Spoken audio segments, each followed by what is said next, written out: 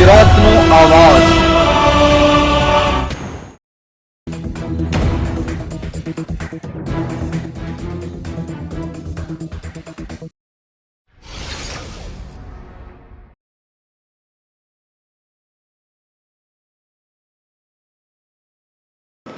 રાજસ્થાનમાં એક મહિલાએ નોર્મલ ડિલિવરી એક સાથે 3 બાળકીને આપ્યો જન્મ।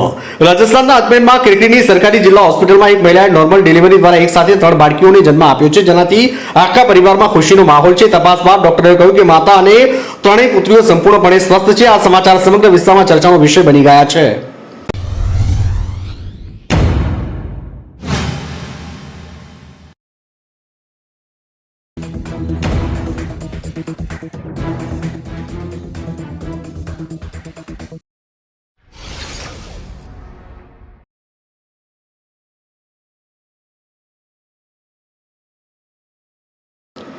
મધ્યપ્રદેશમાં તડકાથી બચવા માટે ફરતા તંબુ સાથે લગ્નનો વરઘોડો નીકળ્યો, વિડીયો થયો વાયરલ। તાજેતરમાં મધ્યપ્રદેશના ઇન્દોરમાં થયેલા એક લગ્નનો વિડીયો વાયરલ થઈ રહ્યો છે, જેમાં તડકાથી બચવા માટે ફરતા તંબુ સાથે લગ્નનો વરઘોડો કાઢવામાં આવી રહ્યો છે। વિડીયોમાં વરરાજા અને બધા જનૈયાઓ લગ્ન સ્થળ તરફ જતા તંબુ નીચે નાચતા ગાતા જોવા મળ્યા છે। વરરાજાના પરિવારે કહ્યું કે મહેમાનો ગરમીથી બચવા માટે આ વ્યવસ્થા કરવામાં આવી છે।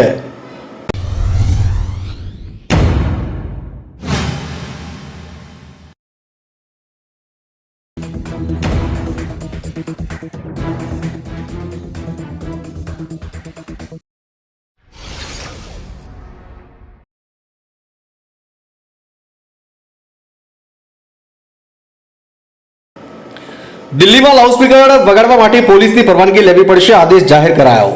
દિલ્હી પોલીસે ગુરુવારે એક આદેશ જાહેર કર્યો છે કે જ્યાં શહેરમાં ગમે ત્યાં લાઉડસ્પીકર અથવા જાહેર સંબોધન સિસ્ટમનો ઉપયોગ કરતા પહેલા પોલીસની લેખિત પરવાનગી લેવી પડશે।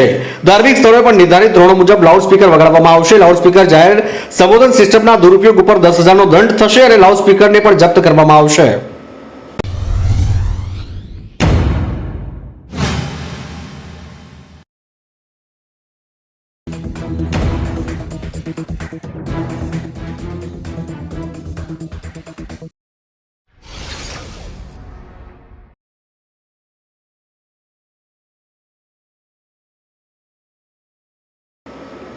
यूपीમાં સરકારી શિક્ષકે ધોરણ 5ની વિદ્યાર્થીને પોતાનો પ્રાઇવેટ પાર્ટ બતાવ્યો, થઈ ધરપકડ।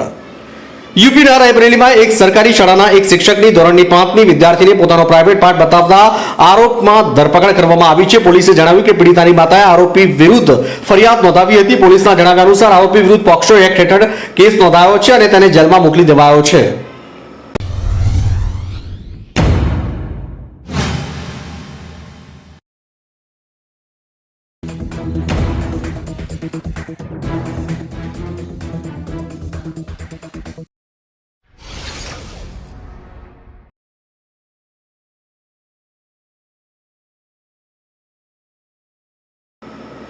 વિકાસ શરૂ થયો ત્યારે હું પાયલોટ હતો, ફડણવીસ હવે ઉડાન ભરી રહ્યા છે, એકનાથ શિંદે।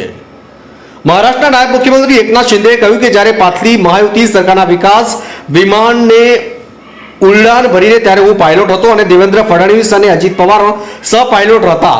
તેમણે ઉમેર્યું કે હવે ફડણવીસ પાયલોટ છે અને અમે બંને સહ પાયલોટ છીએ, પરંતુ વિકાસ વિમાન એક જ છે। શિંદે અમરાવતીમાં એક એરપોર્ટ ઉદ્ઘાટન કાર્યક્રમમાં બોલી રહ્યા હતા।